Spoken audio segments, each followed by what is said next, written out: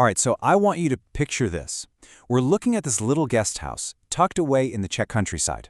At first glance, it looks like 1,000 other places you might book for a quiet weekend. But trust me, as we're about to find out, this little cottage is hiding some seriously cool secrets. So this place is called the Chalupa pod Hradem Talmberg, which basically means cottage under Talmberk Castle. And yeah, it's pretty much exactly what you'd imagine, a quaint, rustic little spot in a remote village. It promises all that good stuff, peace, quiet, a real break from the city. It's the kind of place you'd stumble upon online and just think, yep, that's the one, perfect. And the reviews? They totally back this up. I mean, look at these scores. A whopping 9.4 for location, an incredible 9.5 for value, and a 9.3 for the staff. So by all accounts, this is a top-notch, a pretty standard great place for a getaway. But then you start digging into the actual comments people are leaving. And that's when things get, well, a lot more specific. You see this review from a guest named Enric, who came all the way from Brazil, and he doesn't talk about the quiet or the hiking. Nope. He says this is the place to stay if you want to have your Kingdom Come Deliverance trip. And that one phrase, that right there, that unlocks the first big secret of this little cottage. See, it turns out this isn't just some random holiday spot. For a very specific and very global community, this little cottage is basically a pilgrimage site. So if you're not familiar, Kingdom Come Deliverance is this huge role-playing video game, and it's famous for being incredibly, almost obsessively, historically accurate in how it recreates 15th century Bohemia.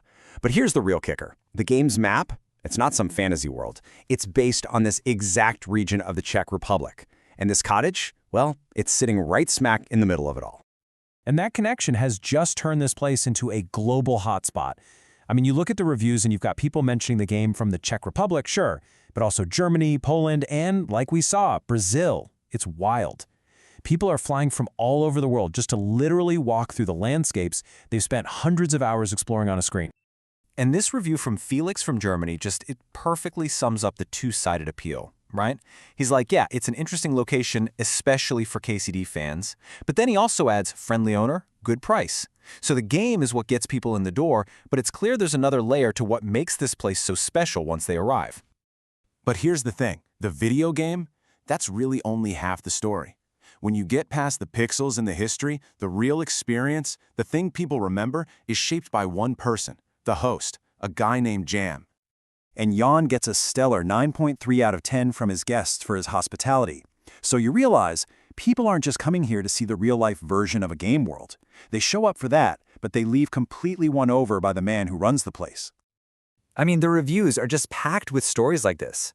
One guest says Jan was a very cool guy who came and picked them up from a nearby town just because they were too tired to walk the rest of the way.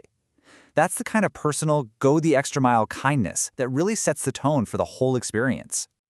Or listen to this one from another guest, Zlata. I love how she puts this. She calls Jan very spiritual and open, and says he received us like relatives. You can just feel it, right? There's a real, genuine human connection happening that turns a simple guest house stay into something so much more. And you see this over and over and over again in the reviews. The message couldn't be simpler or more powerful. Amazing experience with amazing host. It's so clear that Jan is the absolute heart of this entire place. Okay, but to really get the full picture here, we gotta look at the whole experience, not just the highlights, right? We need to talk about the charming reality of what a rustic stay like this is really like.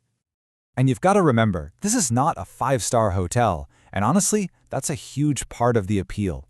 So on the one hand, you have guests just raving about the beautiful rural setting, the village idyll, how it makes them feel like home. But on the other hand, people are also just casually mentioning, yeah, there's no telephone signal. It can be a bit messy, and you've got a shared bathroom.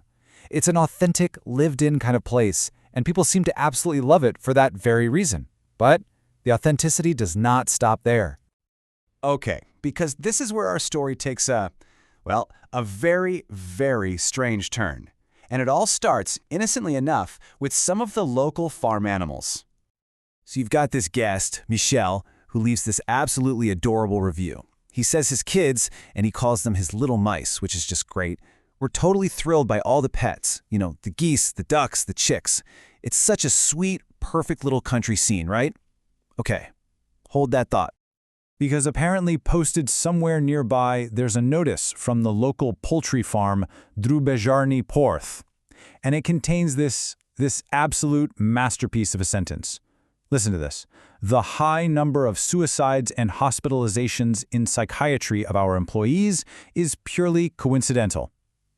I'm going to read that one more time. The high number of suicides and hospitalizations is purely coincidental. What is happening here? Oh, but trust me, it gets so much better. The notice goes on to, clarify a few things. First, it states that the farm is completely separate from the secret genetic experiments of our parent company. Okay. It also claims that these secret labs are located deep beneath the Talmberk Castle ruins, and employees, they can leave the labs at any time, in prepared coffins. And those sniper posts you might see around? Don't worry about those. They're just for predators, Jehovah's Witnesses, and ex-wives. I'm not making this up. And then, just to put the cherry on top of this whole surreal, dark comedy sundae, the notice insists that their geese are bio. And you might ask, how bio are they? Well, one Sunday a month, they go to the cinema to see documentaries about nature. Of course they do. I mean, naturally. And that is the kind of uniquely bizarre local flavor that just exists around this guest house. So, let's just take a step back for a second. What does all of this even mean? I mean, how do you get from a video game to an incredibly kind host, to a poultry farm with a dark sense of humor? How does that all add up to something bigger? Well, what it means is that we're looking at a whole new kind of travel destination.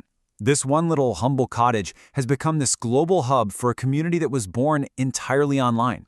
And the whole experience is held together by the genuine warmth of its host. And, it's seasoned with this wonderfully weird local flavor that you are never, ever going to find in any travel guide. So what are the big takeaways from a story like this?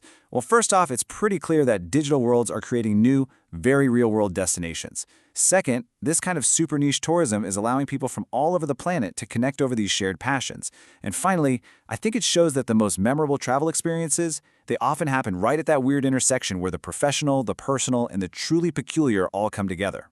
And all of this leaves us with a really fascinating question to think about. I mean, as more of our communities and our passions are formed online, the very reasons we travel are starting to shift. So, when a game's map becomes a real place you can visit, what does that actually change about the way we explore our world? It really feels like the journey isn't just about seeing new places anymore.